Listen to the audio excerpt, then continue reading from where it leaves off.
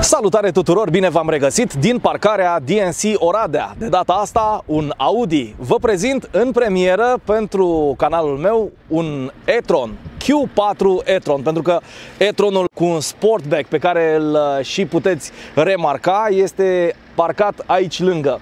În schimb, asta este una dintre mașinile electrice care cu siguranță o să vă atragă atenția. Să spun doar atât, că dacă ați urmărit pe canalul meu de YouTube prezentarea materialului cu Skoda Enyaq și sperăm în viitorul apropiat să vedem și Volkswagen ID4, ei bine, toate aceste mașini împart aceeași platformă, MEB, o platformă special creată pentru mașinile electrice. Și cu ce e specială această mașină, cu ce e deosebită față de celelalte?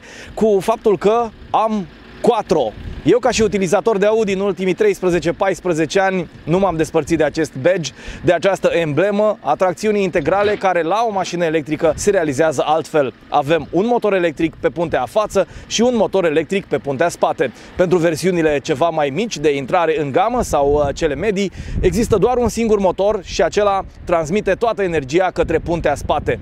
Așa încât, atât pe Volkswagen ID4 cât și pe Audi Q4 e-tron, în variantele sale 35 sau 40, să avem, din ceea ce vă spuneam, doar tracțiune pe puntea spate. Aici însă avem versiunea cea mai potentă dintre ele, 220 de kW dezvoltă motorul ca și putere. Asta înseamnă 299 fie 300 de cai putere. Și e o mașină care e foarte sprintenă și îți dă feeling-ul acela de sportivitate, cu siguranță. Despre asta vom vorbi astăzi în material. Însă, înainte de toate, pentru că mașina este la încărcat aici în curtea showroom-ului și pentru că vremea de iarnă nu e neapărat cea mai prietenoasă, drumurile sunt cum sunt, o să vă prezint mașina pe exterior și o să discutăm un pic despre încărcarea ei atâta vreme cât e curată. Dar n-ai cum să nu remarci culoarea asta deosebită, care este un violet Aurora, care vine extraordinar de bine și cu personalizarea galbenă de pe lateral, mai că îmi dă o idee despre cum aș putea colanta această mașină.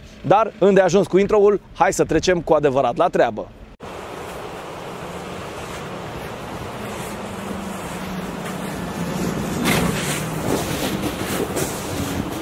Deși aș începe în mod normal discuția din zona față, acum pentru că suntem conectați la o sursă de încărcare, putem vorbi și despre cea mai potentă variantă a lui Audi Q4 e-tron 50 e-tron Quattro, așadar două motoare electrice, o baterie de 82 de kWh, care e o valoare brută net. Ne putem baza undeva pe 77 de kWh, care se află undeva între puntea spate și puntea față, având în vedere faptul că, exact cum vă spuneam, avem două motoare electrice pentru a realiza această tracțiune integrală, un lucru pe care îl fac de altfel și alți producători auto. Însă, pentru că suntem aici la această chestiune, să spunem că avem și variantele mai mici, varianta 35 de aproximativ 170-177 de cai putere și varianta 40 de aproximativ 204 cai putere, o variantă care se regăsește și pe Enyaq, dar și pe ID4.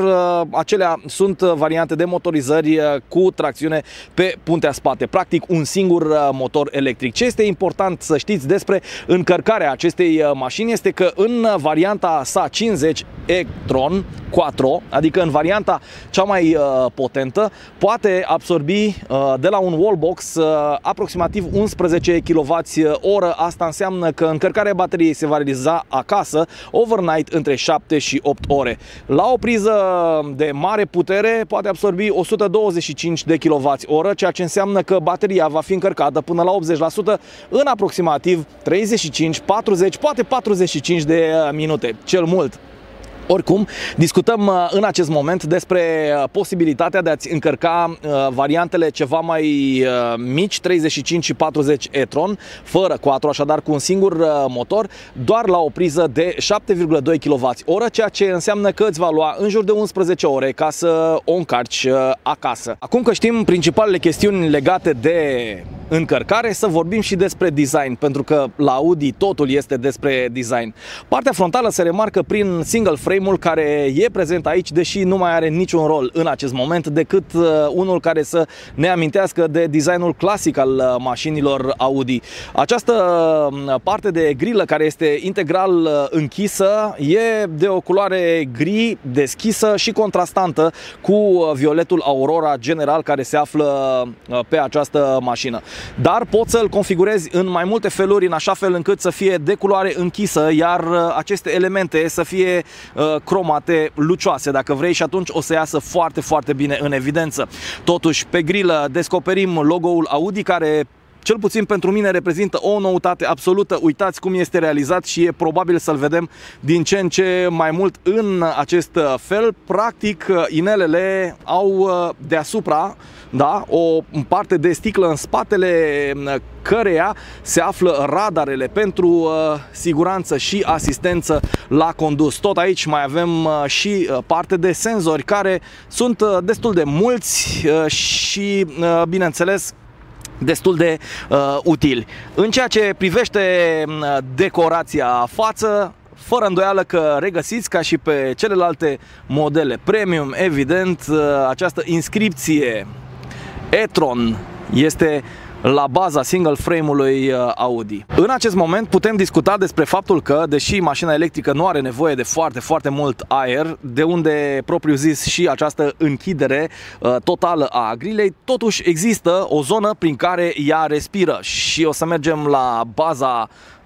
părții frontale, în zona lipului, în zona spoilerului, pentru a vă dezvălui zona prin care aerul pătrunde înspre un radiator care va răci elementele, în general motorul sau bateria mașinii. E nevoie de așa ceva și mai ales pentru că suntem într-o perioadă de iarnă, aș tinde să vă recomand să vă cumpărați o mașină care are și pompa de căldură pentru a nu suferi din punct de vedere al reducerii drastice a autonomiei sau a anumitor lucruri care se pot decupla, inclusiv climatizarea, în momentul în care bateria nu este suficient de încărcată și nu vrei acest lucru să se întâmple în mers. Nu este cazul la această mașină.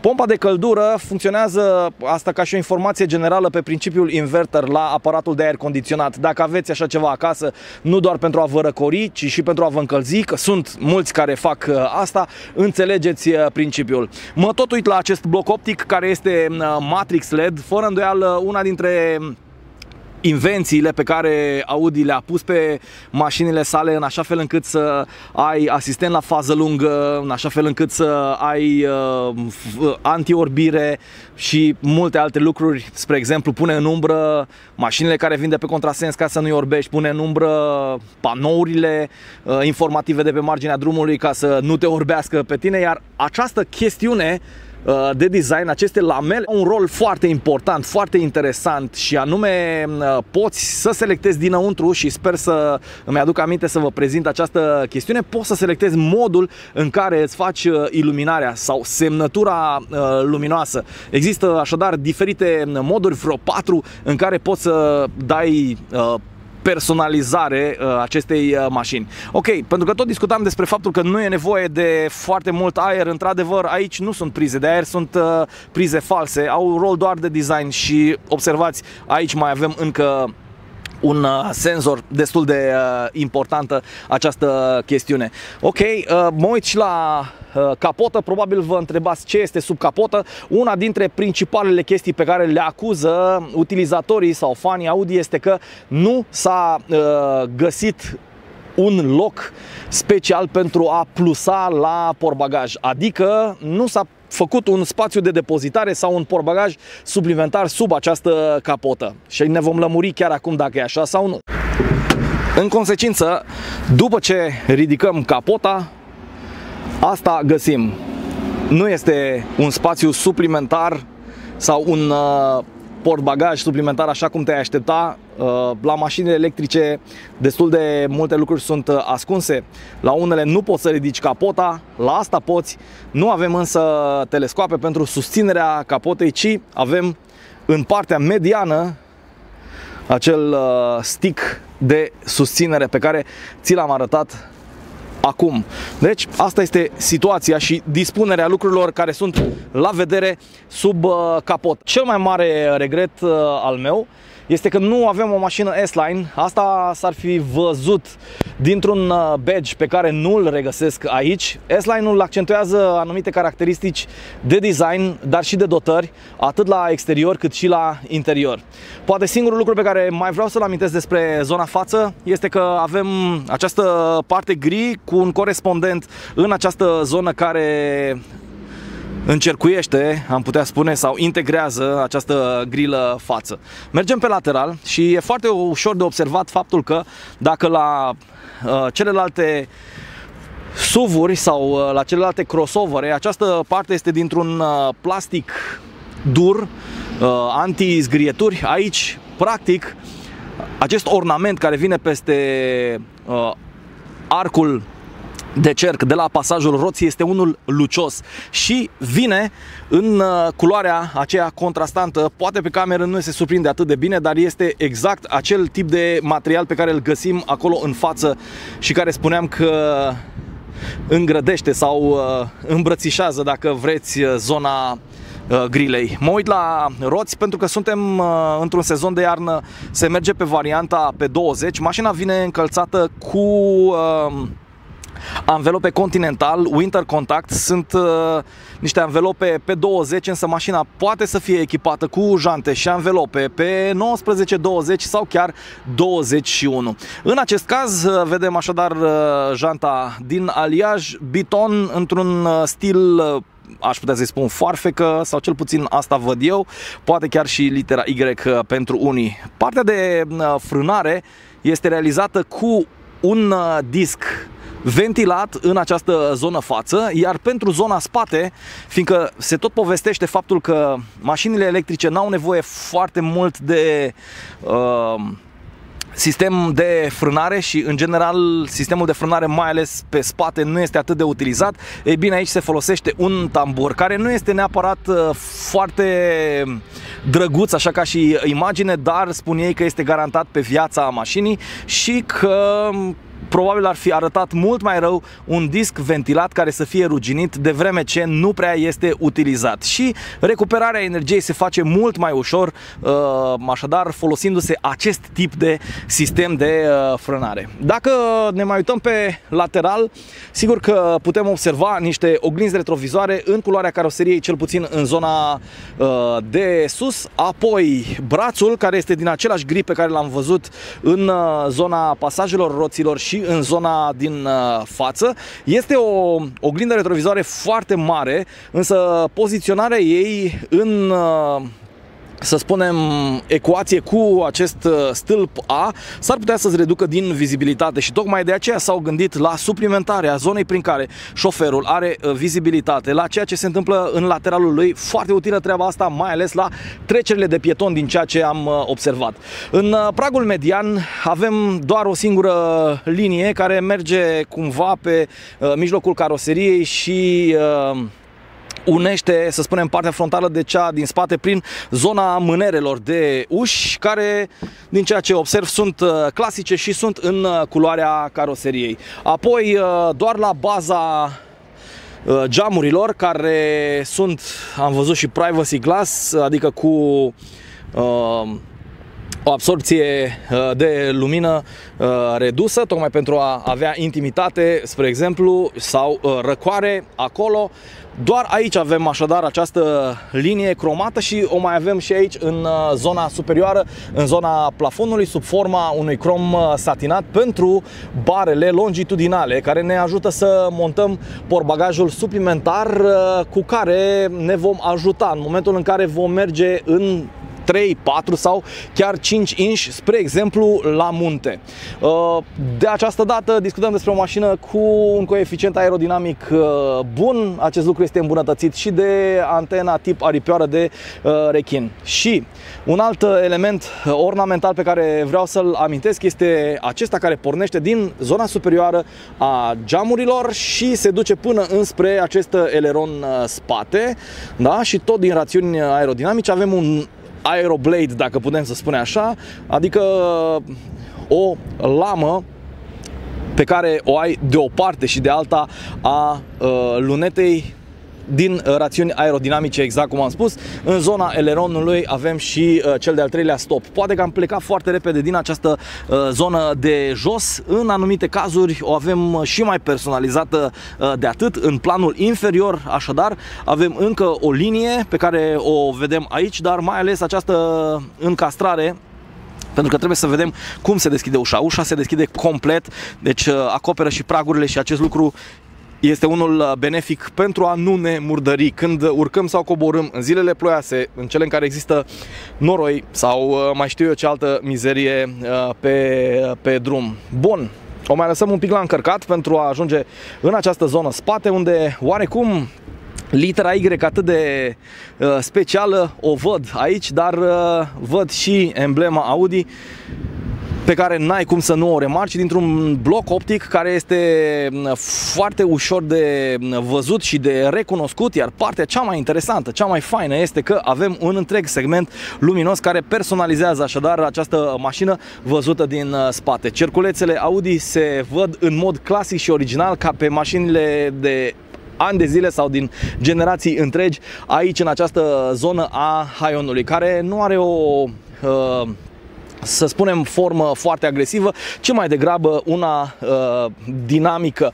Am putea spune, privind blocurile optice, am putea spune, privind mașina din acest unghi, din lateral, din față, că este destul de unghiulară, adică designul ei se realizează din linii destul de interesante și dacă ne-am depărtat un pic, o să mai observăm încă o scobitură care sosește în zona spate a Haionului, de aici, din această parte superioară a ușii spate. Și cu asta cred că am discutat în mare parte cam tot despre design, cu excepția faptului că pe rear bumper, adică pe bara spate, mai avem încă o dată inscripția e-tron și mi se pare foarte important și interesant să spunem că badge-urile sunt prezente. Acolo pe stânga este Q4, aici pe dreapta este 50 e-tron și 4 și doamne ce mai îmi place când văd badge-ul 4. Iar în partea de jos, pentru că spoilerul trebuie să se termine cumva sportiv și trebuie să se termine cumva util, avem din nou acel gri deschis ca pe gri la față, aceea completă, cu rol de,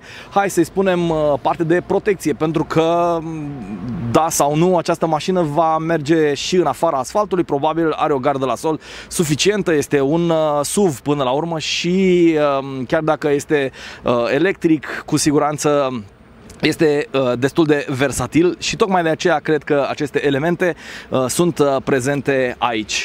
Ok, în momentul să deschidem și partea din spate, adică haionul, și să observăm că spre deosebire de alte mașini, acolo avem o cameră, spre deosebire de alte versiuni, vreau să spun, iar portbagajul, așa cum îl vedeți, este destul de încăpător pentru bagaje, dar și pentru cablul de încărcare, ce își găsește un loc chiar acolo de desubt.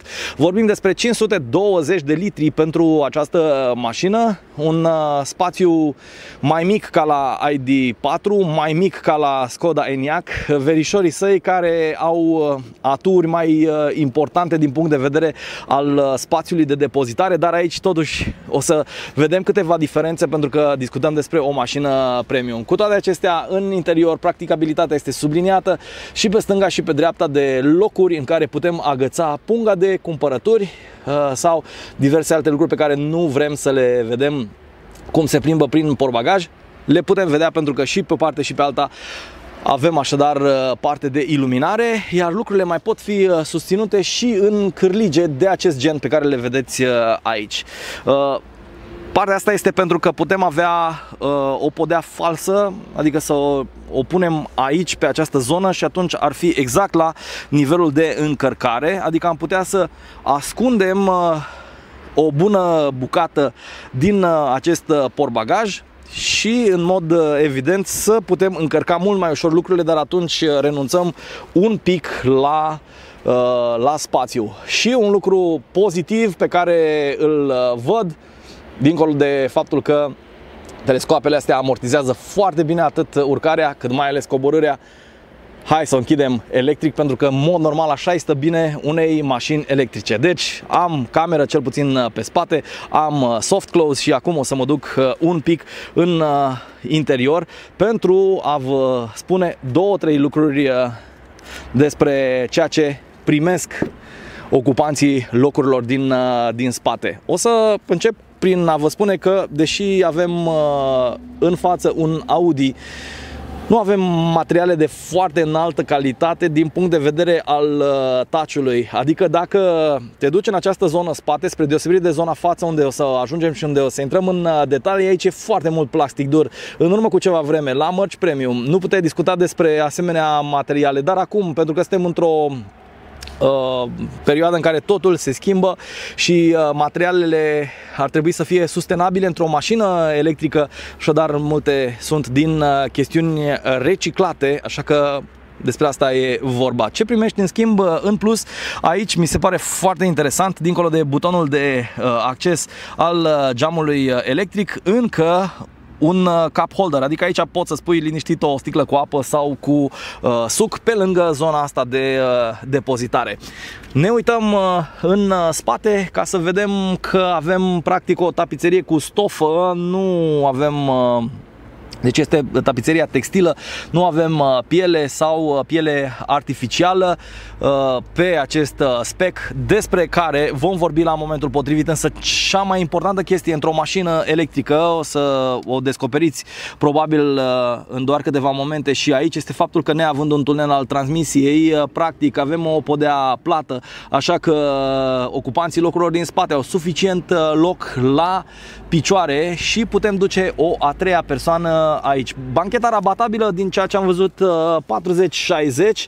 Există variante în care putem să rabatăm separat această zonă, în care găsim un cup holder sau un ski hatch, în ideea că mergem la munte să practicăm sporturi de iarnă, să ducem această zonă jos pentru a putea băga schiul sau snowboardul. Dacă nu reușim asta, cu siguranță vom putea pune aceste chestiuni aici, deasupra. De ce să nu recunoaștem? Ce alte lucruri mai au cei care ocupă locurile din spate aici? Păi posibilitatea de a regla așadar temperatura ambientală, iar pe aceste scaune pe care le văd cu tetiera asta inclusă, avem așadar și o plasă, suportul de hartă, cum mi se spune, pentru a pune diferite lucruri sau chiar gadgeturi aici. Dar mă uitam și la prize, dacă le avem pe undeva, deocamdată nu le găsesc, s-ar putea să nu le văd eu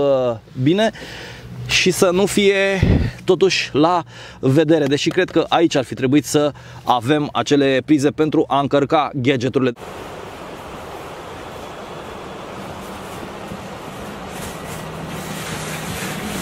Am venit pe cel mai important loc din mașină, din Audi Q4 e-tron, și țin să vă spun că, deși n-am S-Line și n-am badge-ul acela pe scaune, totuși forma lor se păstrează, așa încât sunt absolut convins că o să-mi găsesc poziția potrivită pentru a struni mașina asta, care, exact cum vă spuneam, dezvoltă 299 de cai, are două motoare electrice, unul pentru puntea față, unul pentru puntea spate, o baterie de 82 de kWh, din care 77 de kWh sunt net și, cel puțin teoretic, spun catalogele, avem un consum de 19,1 kWh, dar noi știm deja că acest lucru, la fel ca și în cazul mașinilor termice, este influențat mai ales de stilul tău de condus, de modul în care înțelegi să faci coasting cu această mașină, adică să nu ai în permanență piciorul pe pedala de accelerație, sau recuperare, adică să o mai dai și în B atunci când mergi în zone aglomerate, unde frânarea ar trebui să cam vină de la sine și să folosești o singură pedală.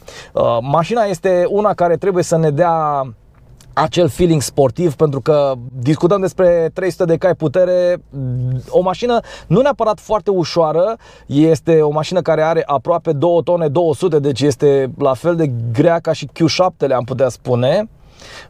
Dar are un sprint de la 0 la 100 de km pe oră în mai puțin de 6 secunde și asta trebuie să dea un feeling de sportivitate. Cheia e pe aici prin buzunarul meu, dar este useless, de vreme ce arată cam așa și funcționează pe principiul pe care l-am văzut și la ENIAC. În momentul în care am intrat la bord, practic a pornit climatizarea ca să-mi facă așadar ambientul cât mai plăcut și intrarea cât mai frumoasă, și a pornit și MMI-ul, interfața multimedia, de care mă bucur pentru că este foarte frumos orientată înspre mine, înspre utilizator. Și primul lucru pe care trebuie să-l fac nu este să caut butonul Start-Stop, care nu este în zona bordului, ci este pe consola centrală despre care o să vorbim la momentul respectiv, ci pur și simplu trebuie să pun piciorul pe frână și în momentul în care am pus piciorul pe frână, mașina este ready, s-a activat. În consecință, în acest moment, dacă o scoatem așadar din zona de parc și o dăm în drive, din switcher, propriu zis, trebuie să plecăm la drum. Și o vom face chiar acum, ne-am asigurat că suntem decuplați și într-o liniște absolut senzațională, atât de specifică mașinilor electrice, plecăm din curtea showroom-ului DNC Audi din Oradea, de pe calea Clujului, cu o mașină care trebuie să-mi confere așadar eleganță, stil, sportivitate, spațiu, toate aceste lucruri pe care eu le cunosc din ADN-ul Audi să se transpună foarte bine, nu numai în mașinile cu motor termic sau de acolo să vină în zona mașinilor electrice. Și evident pornim la drum cu gândul că autonomia optimă a acestei mașini, în momentul în care într-adevăr avem o temperatură ambientală, deci afară sunt peste 20 de grade Celsius, este calculată undeva la 480 de kilometri sau 298 de mile, ceea ce este clar o chestie influențată de tot ceea ce înseamnă vreme în acest moment. Ați văzut și alte review-uri cu mașini electrice și ați observat că, spre exemplu, la una pe care am condus-o în începutul acestui an, deși aveam o autonomie declarată de 450 de kilometri, practic la încărcarea 100% pe o temperatură exterioară de minus 10 grade Celsius a avut 238 de kilometri disponibili, din care eu am parcurs 150 și puteți urmări acel material. Însă acum vreau să vă spun că am primit informația că după ce procesul de încărcare s-a încheiat pentru această mașină, avem 358 de kilometri, deci cu aproximativ 100 și ceva mai puțin decât scrie catalogul, în condițiile în care astăzi este propriu zis prima zi în care avem temperaturi exterioare cu plus, sunt plus 4, plus 5 grade Celsius în atmosferă. Dacă ar fi fost o temperatură negativă, așadar lucrurile ar fi fost total altfel.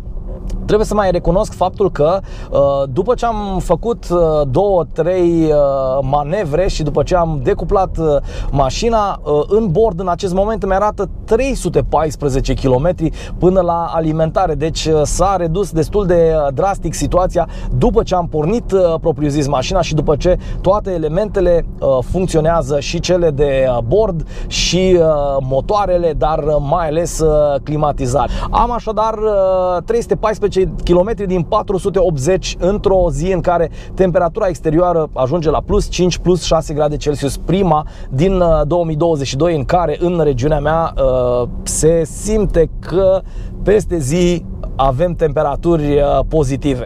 Bun, dincolo de această chestiune, primul lucru pe care îl observ la volan, dincolo de poziția foarte plăcută, care nu este nici foarte înaltă, deci deși avem totuși un SUV electric, este din zona compactă înspre medie, lungimea lui, dacă nu mă înșel, fiind undeva pe la 4,5, poate 4,6 metri, și cam asta este limita la care noi, propriu zis, putem să trecem în cealaltă categorie o anumită mașină. Văd așadar o mașină cu un centru de greutate destul de coborât, totuși cu o gardă la sol înălțată. Este un sport utility vehicle, până la urmă trebuie să-l folosim la ieșirile cu familia, nu numai în fiecare zi, dar în general, pentru că avem această dispunere a bateriilor în podeaua mașinii.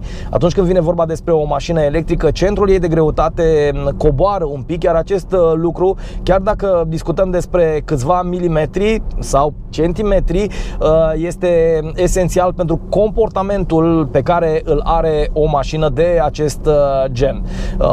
Dacă ne uităm în față, vom vedea un head-up display care ne proiectează principalele informații în acest moment, viteza cu care conduc, dacă setez o viteză de cruising și indicatorul cu limita de viteză admisă pe sectorul de drum pe care mă aflu. În head-up display, bineînțeles, pot fi aduse și chestiuni de navigație și anume de realitate augmentată, în așa fel încât să ne poată spune în momentul în care suntem la o intersecție de drumuri, dacă folosim, bineînțeles, sistemul de navigație, încotro să o luăm, în așa fel încât utilizatorul să-și ia cât mai puțin ochii de la drum, de la parcurs. Așa, după cum vă spuneam, feeling-ul este unul foarte, foarte simpatic, pentru că îți place starea aceea de a fi la bordul unui Audi, cel puțin ca și utilizator de Audi. Acum, un lucru pe care îl văd absolut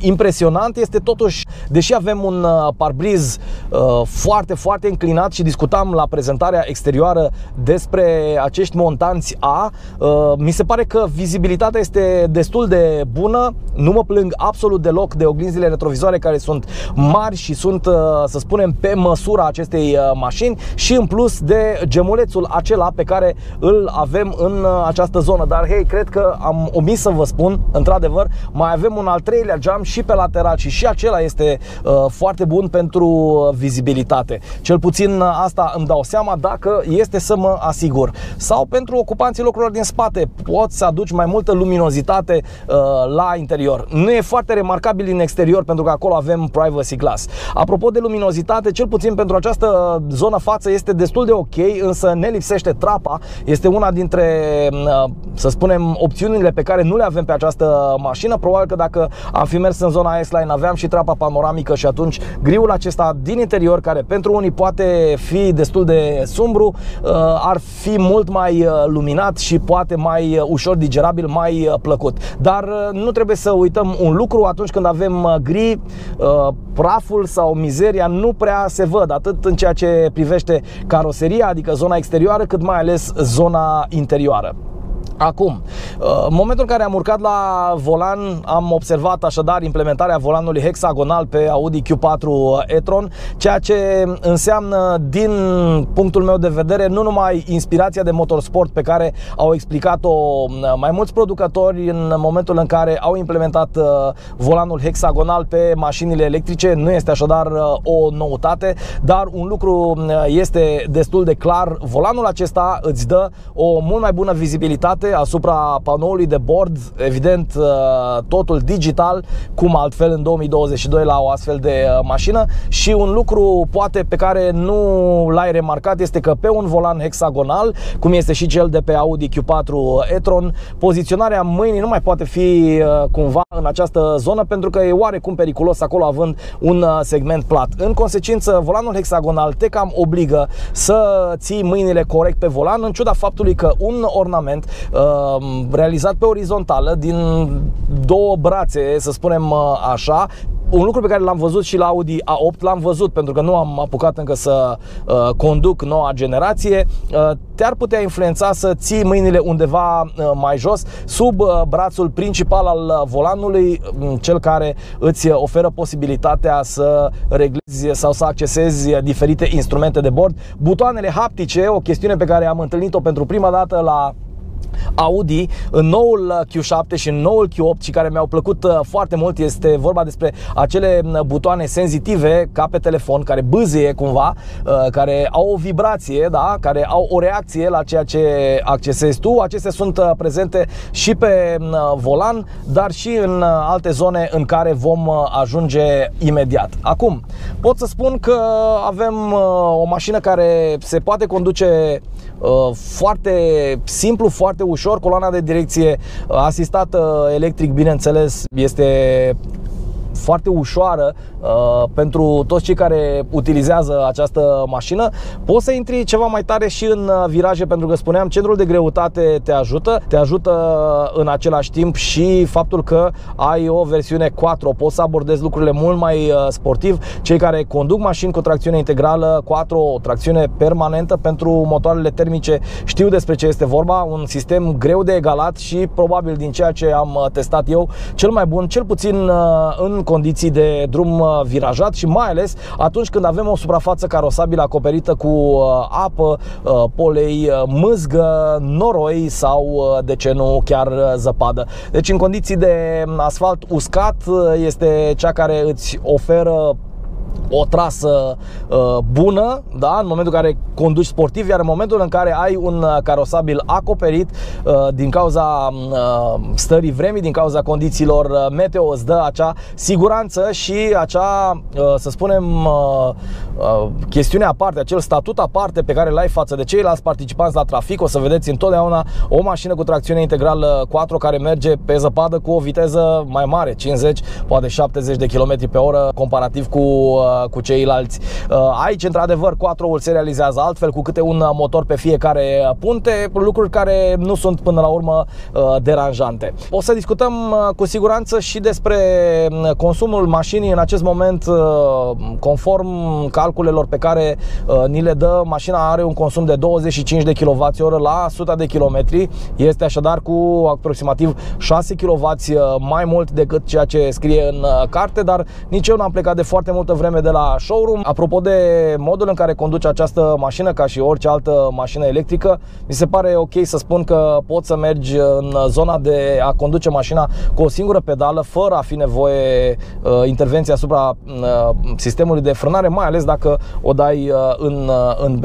În momentul în care este în B mașina, o să observi că se înfrânează singură. Practic, pe aceste coborâri pe care le am, nu pun absolut deloc piciorul pe frână și mașina se înfrânează. E o chestie pe care o să o înveți și de îndată ce vei utiliza, iată, de îndată ce vei utiliza din ce în ce mai mult mașina electrică în oraș, o să te deprinzi cu a calcula sau a aprecia foarte bine distanța față de mașina din față sau față de linia de la semafor unde va trebui să oprești. Și apoi, pentru că este o mașină electrică, atunci când pleci de la semafor și ai tot cuplul și totul instant la îndemână la o singură sau o simplă apăsare de pedală de accelerație, iarăși este o chestie foarte faină, pentru că la ceilalți te uiți în oglinzile retrovizoare exterioare sau chiar și la cea interioară cu efect anti-orbire, care mi se pare că mi oferă un look foarte bun înspre zona spate. Deci nu mă deranjează absolut deloc, chiar dacă luneta pare destul de îngustă atunci când avem parte de un SUV de această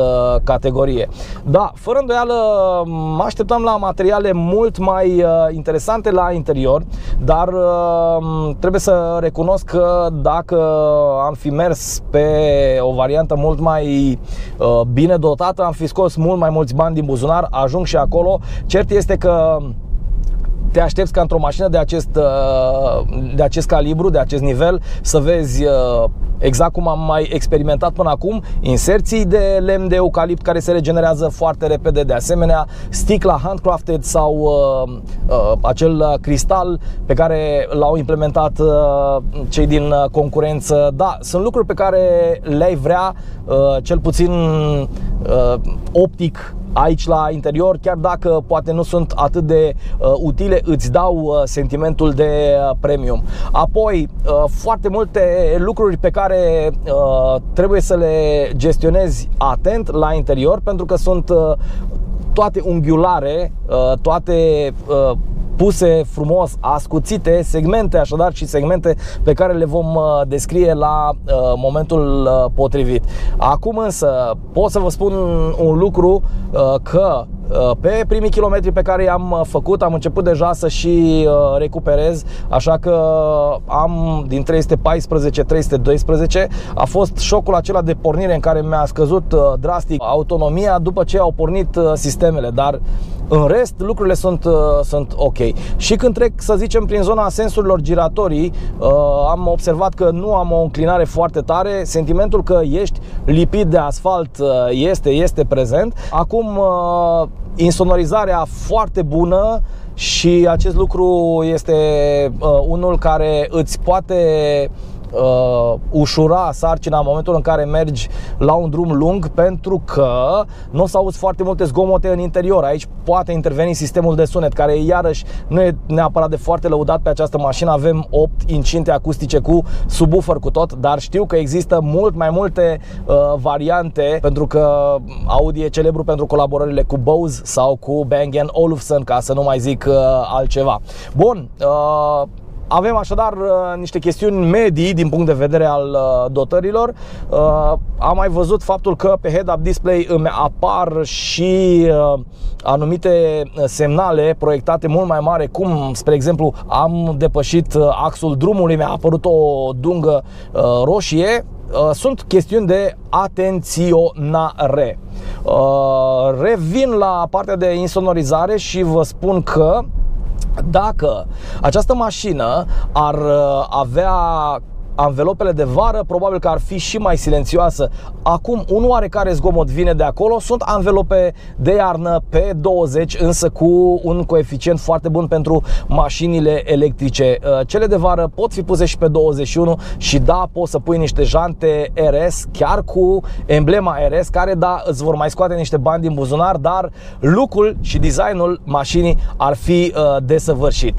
Acum, pentru că vreau să trec la interior, o să vă invit să urmăriți acest material până la final, tocmai pentru că acolo o să vă spun cum s-a comportat mașina după toată această experiență. Ceea ce ați auzit este Audi Presense. În momentul în care am fost într-un viraj cu 40 de km la oră și am văzut mașini parcate și pe stânga și pe dreapta, radarul despre care vă vorbeam că este într-adevăr ca și sistem în spatele logo-ului din față, mi-a atras atenția și mașina s-a pregătit să intervină din punct de vedere al frânării și evitării unei coliziuni.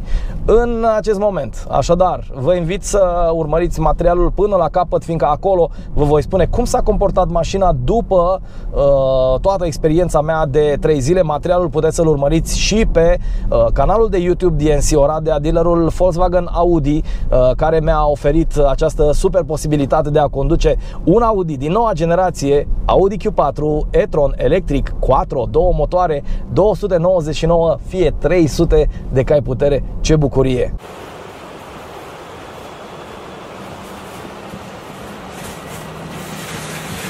Acum e momentul adevărului pentru tot ceea ce găsim ca și dotări opționale pe această mașină. Audi Q4 50 e-tron, 299 de cai putere, adică 220 de kW. Are un preț de pornire de 49.160 de euro plus TVA, adică 58.500 de euro și încă vreo 40 de cenți. Totuși, sunt niște opționale care o să însemne ceva. Ca și buget, aș dori să vă spun cam la ce trebuie să vă așteptați. Dacă mergeți pe o culoare de acest gen, violet Aurora, metalizat, este 955 de euro plus TVA, adică 1136,45 euro. Pentru tapiserie, care este gri cu negru, pentru culoarea planșei de bord, pentru mocheta din interior și pentru plafonul gri, care din păcate nu este acea trapă panoramică sau acel plafon panoramic, nu plătiți nimic. Asta vine propriu zis standard. Dar dacă mergem mai departe, o să vedem că avem tot așa ca și bonus 0 euro Audi Connect apel de urgență service, îl găsim aici, SOS, inclusiv controlul mașinii de la distanță în cazul unei defecțiuni sau în cazul unui accident nefericit minor, bineînțeles. Serviciul de apel de urgență oferă rapid o asistență atât de binevenită șoferului. Poți să faci programarea online în service, poți să dai servicii de comandă și control mașinii de la distanță cu ajutorul smartphone-ului, așa că, exact cum vă spuneam și în cazul altor mașini electrice, este bine să-ți descarci aplicația pentru a avea un control total și personalizat al dotărilor din mașină. Pentru 239 de euro plus TVA, adică 284,41, ai Audi Connect, navigație și infotainment, ai servicii și funcții care conectează mașina cu lumea digitală și care oferă mai mult confort, mai multă siguranță și eficiență în călătorie. Ca și servicii incluse aici, puncte de interes online, informații trafic online, alerte de pericole, informații despre vreme, acces la calendar, planificator de traseu e-tron, locuri de parcare pe stradă, știri online, navigație cu satellite map, căutare destinații online, comandă vocală online, vizualizare orașe 3D la rezoluție înaltă, radio online, radio hibrid și profile de utilizatori dacă sunt 2 sau chiar mai mulți utilizatori ai mașinii. Plătești 563 de euro plus TVA, adică 669,97 pentru climatizarea confort pe 3 zone. O reglare automată a temperaturii, respectiv distribuția ventilației, se realizează individual pentru zona șoferului, a pasagerului din față și, cum vă arătam, și pentru zona banchetei din spate, la capătul cotierei, existând sistemul. Farurile sunt cele care ne-au cucerit într-adevăr. Farurile digitale Matrix LED costă 1078 de euro plus TVA, adică 1282,82 de euro. Poți să mergi pe varianta IQ Lite dacă nu vrei să optez pentru Matrix LED, dar din punctul meu de vedere este un must-have pe această mașină, o tehnologie avansată de iluminare cu distribuție adaptivă a luminii, design inovator cu diferite semnături optice, v-am arătat acest lucru, și semnalizare dinamică. Primești funcția Safe Lock, adică împiedică deschiderea ușilor din interior când mașina este închisă cu cheia, pentru a avea așadar o siguranță sporită. Pentru 382 de euro plus TVA, adică 454,58 ai geamurile fumurii, că ziceam, luneta și geamurile laterale spate, inclusiv geamurile acelea mici. Pentru 114 euro plus TVA, adică 135,66 ai geamul laminat dublu pentru izolarea împotriva zgomotului exterior, deci ai geamuri laterale cu protecție acustică, un lucru pe care l-am mai întâlnit la alte mașini și mai ales la cele electrice.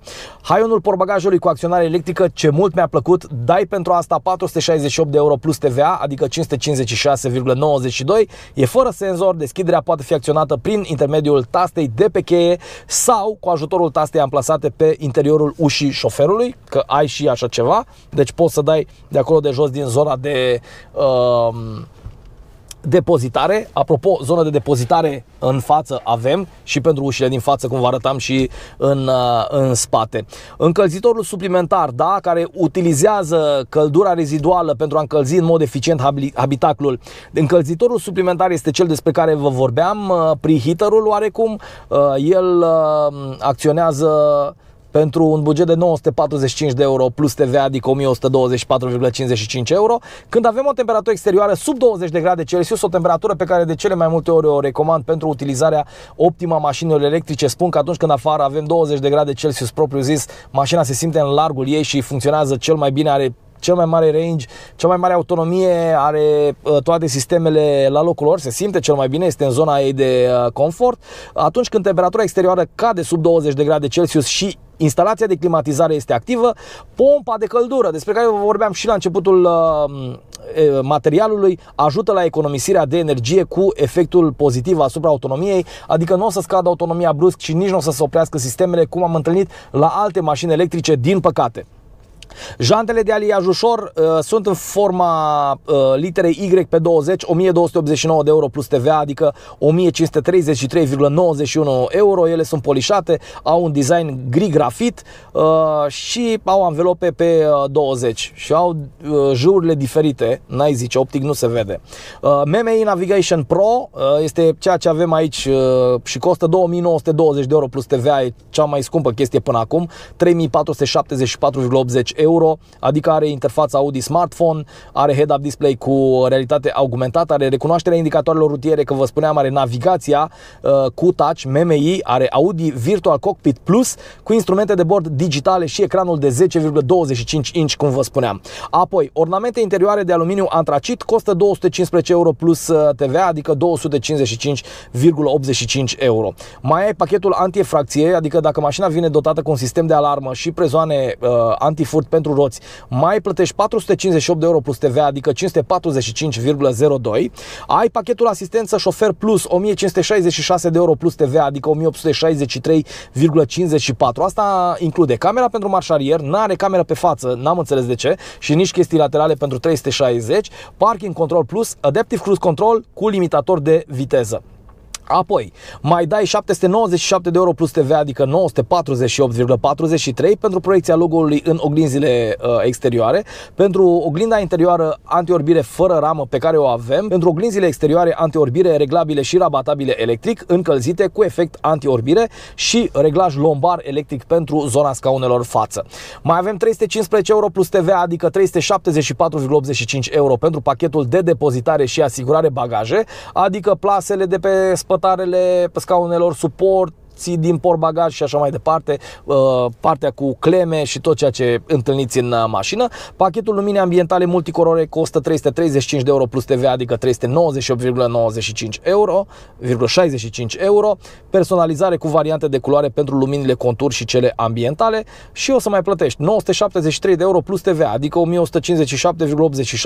pentru pachetul Safety Plus, adică Audi Presense Basic și Presense Rear, și față și spate, dacă Doamne ferește sunt obstacole, trebuie să te oprești și tu nu le vezi, o să acționeze mașina. Și side assist, da? Deci în momentul în care e un pericol la părăsirea benzii sau pe lateral, plus exit warning, rear cross traffic alert și așa mai departe. Deci piuie când ai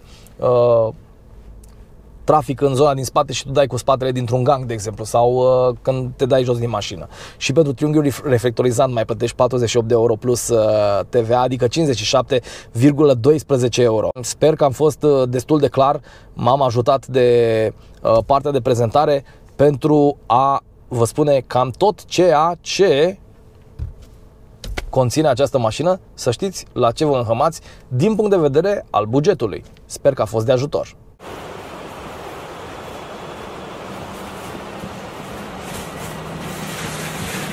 Discuție despre interior în Audi Q4, așadar aceasta este oglinda foarte mare și potrivită, iar aceasta este zona prin care ți se oferă un plus de vizibilitate.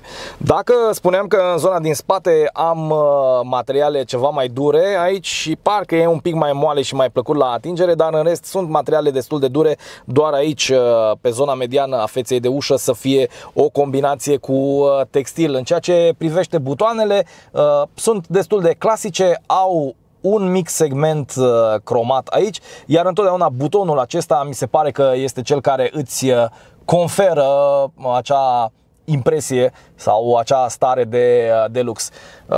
Este cel cu care reglezi oglinzile retrovizoare și spuneam că sunt destul de multe muchii, destul de multe unghiuri și destul de multe chestiuni ascuțite. Într-adevăr, prima chestie pe care o vezi este elementul piano black care înconjoară această clanță unde avem și butoanele pentru închiderea centralizată. Partea aceasta cromată, ca de obicei, iar partea asta piano black, mare atenție la ea, mai ales dacă sunteți utilizatori de inele și verighete, pentru că asta este prima chestie care se va zgâria. Apoi mi se pare foarte fain că partea asta superioară a feței de ușă merge și îmbrățișează, dacă pot să spun așa, întreg bordul mașinii. Iată, vă vorbeam despre proiecția de head-up display, se realizează din acea fantă chiar acolo în fața mea. Și apoi gurile de aerisire vin și ele cu un design interesant, în așa fel încât să se pupe, dacă pot să spun așa, cu această zonă a feței de ușă. Pentru că vorbeam despre materiale, într-adevăr aici am un material destul de moale și plăcut la atingere. Iată, da? Deci poți să lași chiar și urme în el, atât este de moale. Dar apoi continuăm cu ceva care are un feeling metalic și care vrea să ducă înspre fibra aia de carbon, cel puțin ca și striație. Ajungem imediat și aici. Partea cea mai interesantă din punct de vedere al, să spunem, ceea ce vezi aici este clar volanul și vă spuneam că ești obligat oarecum să ții mâinile aici în această poziție și nu aici sau aici, pentru că devine destul de periculos. Am zis că punem piciorul pe frână și mașina va fi activă, chiar dacă în acest moment simte că suntem în interior. Avem un senzor de prezență care ne trădează așadar faptul că suntem aici, prezența la interior. Am pus piciorul pe frână și iată că mașina s-a activat. Am așadar două mari ecrane, 10,1 și 10,25 inch, adică peste 20 de centimetri, nu? În diagonală. Principalul este cel pe care îl vezi aici în fața ta și în acest moment recunosc că are destul de multe funcții pe care le poți controla cu butonul View. Ați văzut când era oprit volanul, propriu zis, aceste butoane nu erau luminate, deci nu erau active, dar în acest moment ele sunt active. Și atunci vedem în partea stângă chestiuni de navigație, un lucru pe care înțeleg că nu poți să-l aduci aici în stânga dacă folosești aplicațiile de mirroring, adică Android Auto sau Apple CarPlay, ci doar sistemul de navigație al mașinii. N-am încercat, dar e foarte posibil să fie așa. Apoi despre stația radio, despre autonomie, ea e pregătită, deocamdată este off, adică va trebui să o dăm, e în P, da? Va trebui să o dăm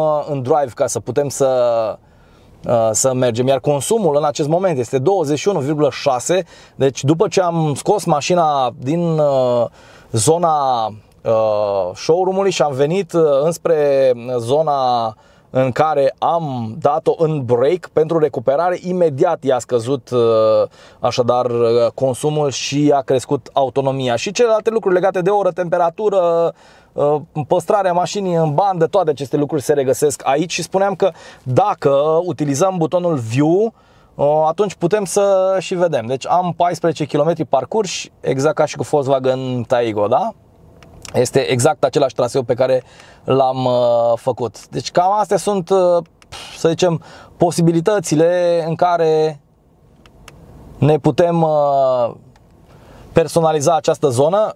I-am dat mai tare sau mai încet, deci în sus sau în jos, știi? Deci poți să și apeși și poți să și dai swipe pe aceste butoane. Mi se pare destul de interesant, da? Și uite că reacționează. Asta e o chestie foarte faină. Bun, dar vreau acest tip de view.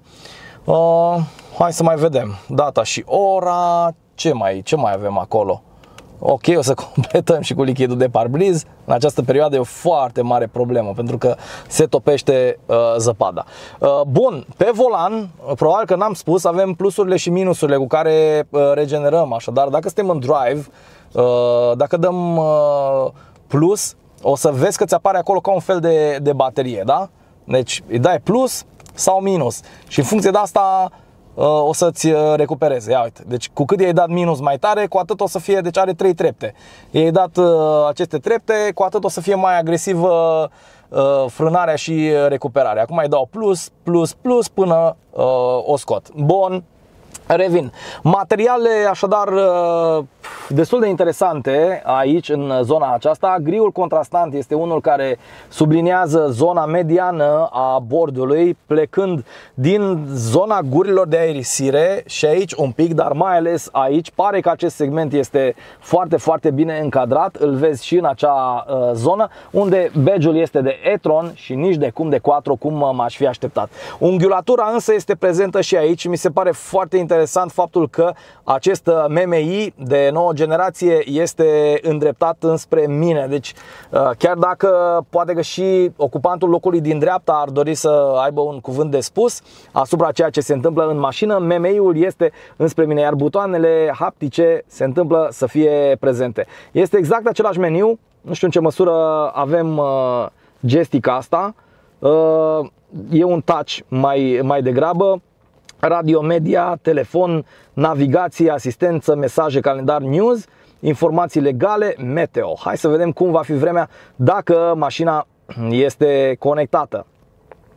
Informațiile se încarcă, trebuie să așteptăm, să vedem cât de răbdători trebuie să fim. Iată așadar informații oferite de Meteo Group. În perimetrul locației actuale o să avem minus 1 grad la noapte, e ușor înorat, avem câteva raze de soare și o temperatură între 4 și 6 grade Celsius, iar termometrul mașinii arată plus 7 grade Celsius. Cam asta e și avem un pic de vânt. Da, detalii pentru următoarele zile, că vreau să știu încotro mergem. Sâmbătă, duminică, da, deci mai sunt șanse de precipitații, dar foarte mici. Temperaturile la amiază sunt pozitive, cele nocturne negative. Dar ce frumos! Hai să vorbim despre autovehicul, pentru că asta mi se pare cea mai interesantă chestie. Audi Drive Select e o chestiune pe care poți să o selectezi și de aici, dar și din consola centrală, ca să vezi cum poți să conduci mașina. Acum ești în modul auto, poți să mergi în modul efficiency când ești mai eco, poți să mergi în zona de confort în care nu o să simți foarte tare de nivelările drumului. Observ că s-a schimbat și grafica.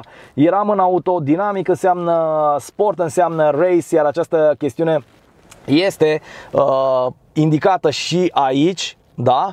Dar văd că am deja două segmente de recuperare acolo. Adică dacă eram în auto, ce se întâmplă? Hai să vedem. Auto, confort, efficient. Pe la efficiency mă gândesc că la efficiency, doamnelor, domnilor, am un maxim de 130 de km pe oră. Dacă mă duc cu eficiența pornită, adică modul efficiency, pot să mă duc cu viteza legală pe autostradă în România de 130 de km pe oră. Altfel, viteza maximă a acestei mașini este limitată la 180 de km pe oră.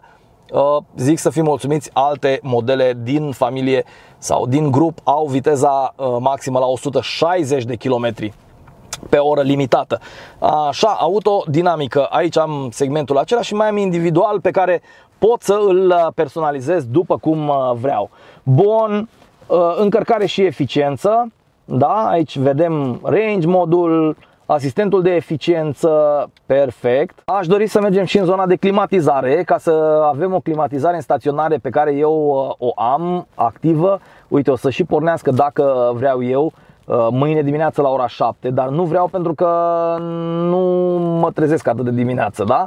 Dar pot să-mi setez ca în timpul săptămânii să am această chestiune activă.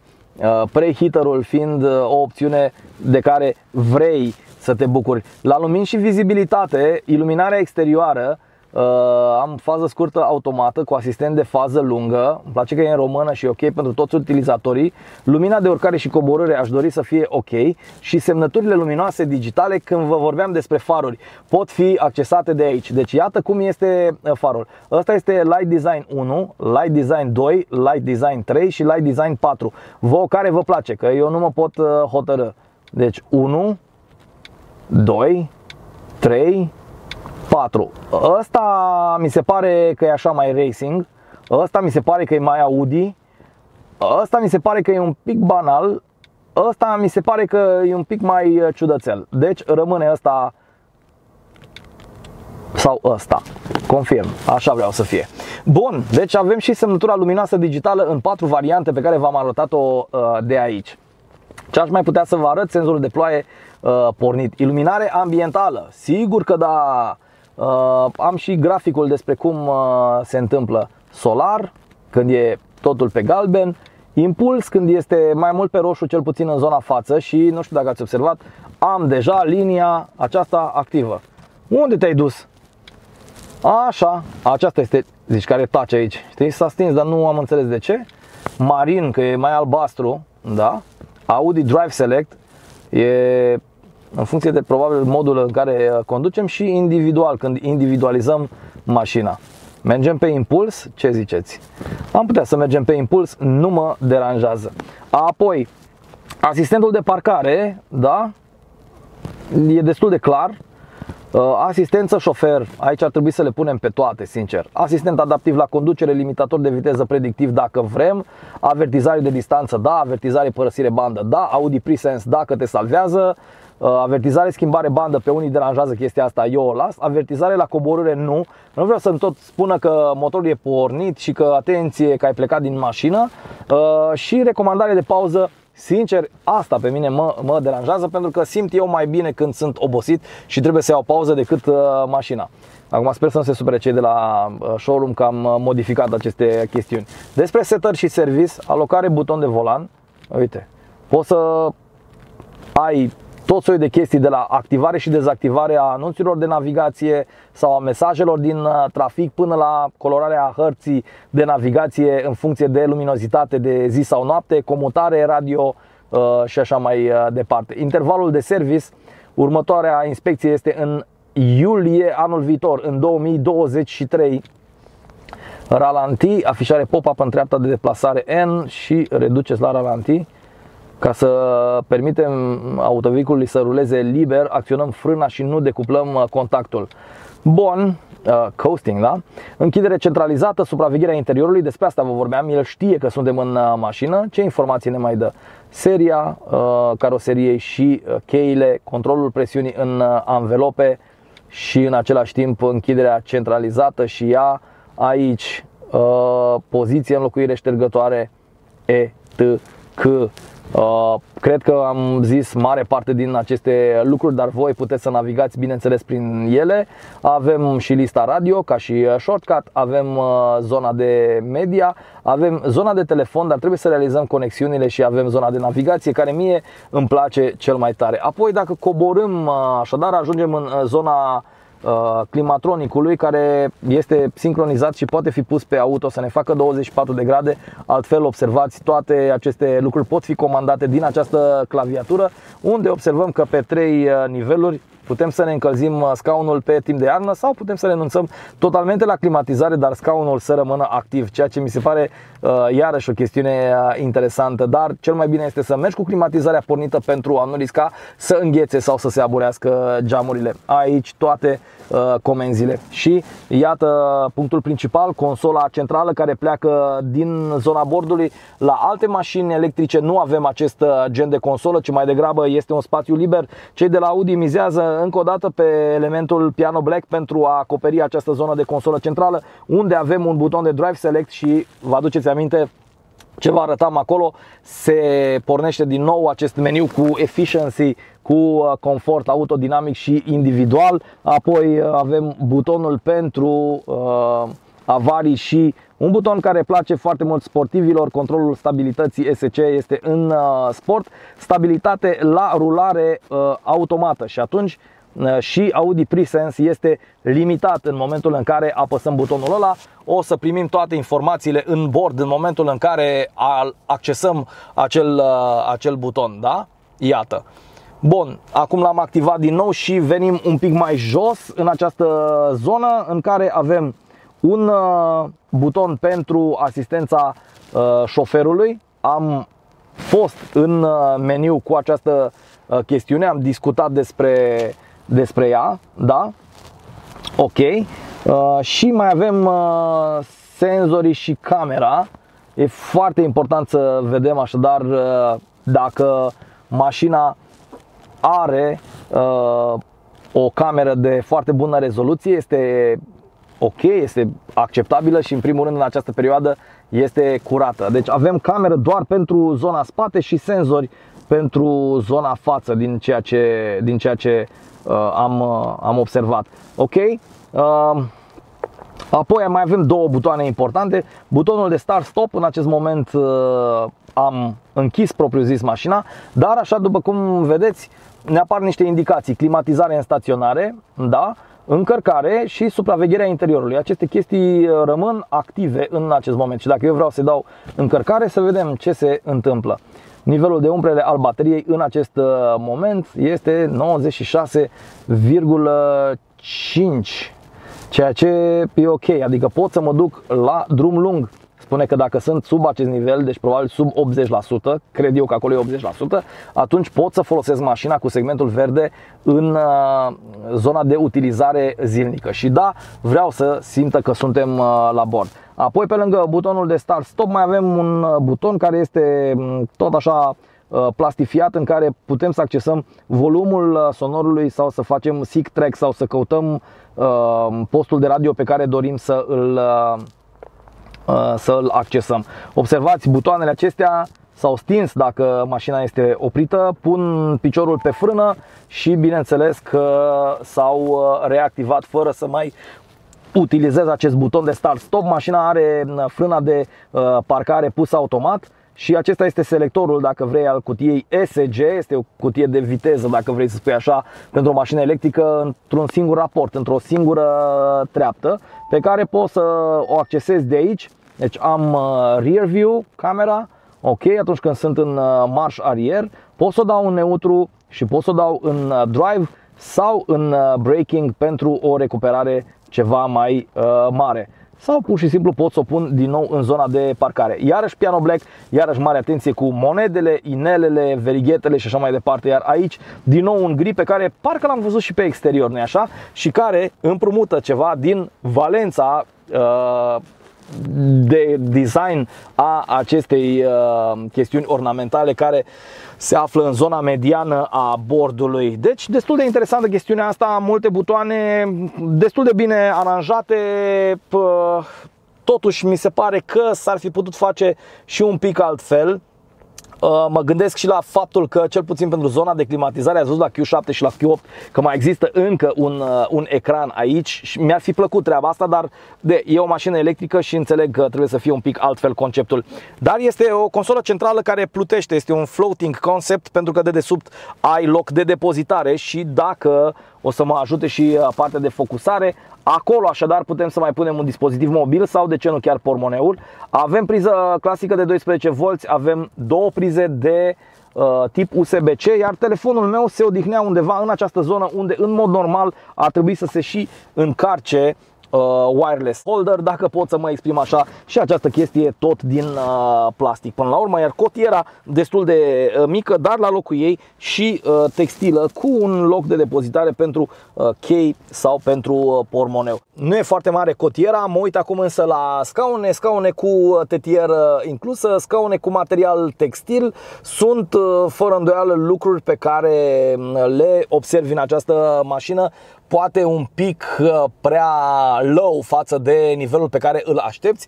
Eu spun doar așa că materialele utilizate în mașină sunt de natură să și o facă sustenabilă. Spre exemplu, pentru fiecare scaun construit la Audi Q7 sau reciclat 26 de peturi. Ce ziceți? O să avem o lume mai curată din punctul ăsta de vedere? Să vină în România, că le găsește pe toate drumurile, în toate șanțurile și, din păcate, în toate cursurile de apă. Chiar dacă temperatura a devenit pozitivă, am avut surpriza ca peste noapte să mai pierd aproximativ 20 de kilometri de autonomie. După ce am făcut câțiva kilometri în oraș ieri și am avut peste 300 de kilometri autonomie în momentul în care am plecat de la showroom, am observat cum s-a redus destul de drastic în ciuda faptului că am mers în modul braking, în modul B.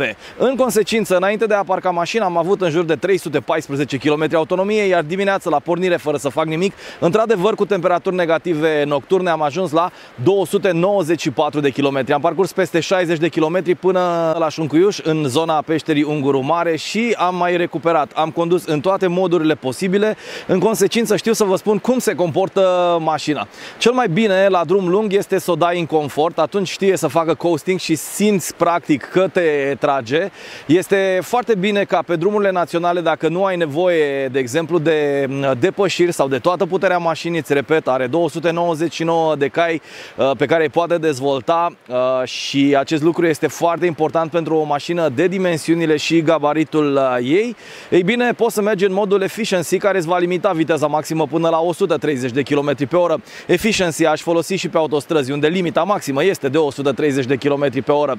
În confort însă, exact cum spuneam, mașina se simte foarte ușor de condus, foarte ușor de stăpânit și mai mult decât atât este practic modul cel mai plăcut în care trebuie să conduci sau poți să conduci. Am dat-o și în dinamic de câteva ori atunci când am avut de depășit camioane sau mașini care circulau cu o viteză redusă pe respectiva porțiune de drum și am avut parte de tot cuplul și de toată puterea, în așa fel încât să nu am absolut nicio emoție cu această mașină, indiferent de situația în care mă aflu. Și bineînțeles că m-am dus în auto și în modul B, ori de câte ori am intrat într-o localitate sau am traversat o perioadă de trafic încetinit. Cel mai interesant lucru este că atunci când conduci în efficiency, mașina știe să prevadă anumite situații de trafic, ea citește oricum semnele de circulație și îți va spune de foarte multe ori, nu numai în bord, ci îți va indica și pe head-up display faptul că poți să iei piciorul de pe accelerație, pentru că ai o anumită viteză și ne pregătim să reducem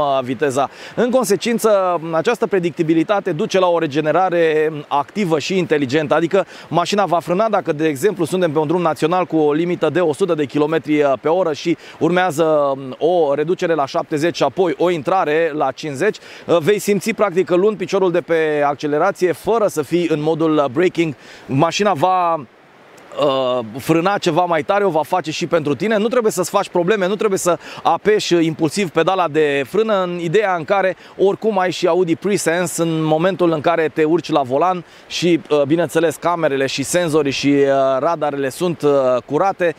Toată această chestiune de sistem de siguranță funcționează extraordinar. N-am reușit să cobor sub 24-25 de kWh ca și consum, dar asta este și pentru că probabil în acești 60-70 de km pe care i-am făcut deja, poate chiar mai mult, dacă socotim și parcursul din oraș, am tot jonglat între stilurile de condus, deci nu am avut, să spun așa, un stil constant. Dacă mergi la drum lung, ți-l cam impui și modifici lucrurile doar în funcție de ceea ce se întâmplă din punct de vedere al dinamicii traficului, dacă pot să spun așa.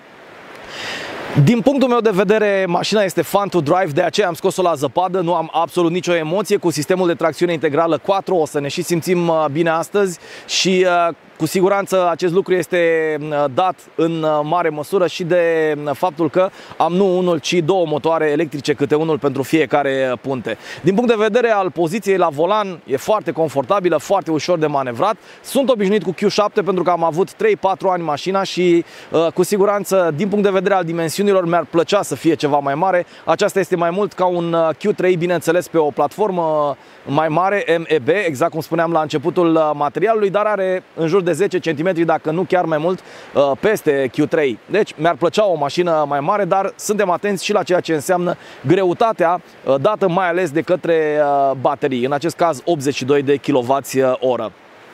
Ca și planșă de bord, cred că este în primele două din ceea ce am condus și am experimentat. Ca și interior, personal vreau mai mult de la Audi pentru că sunt obișnuit.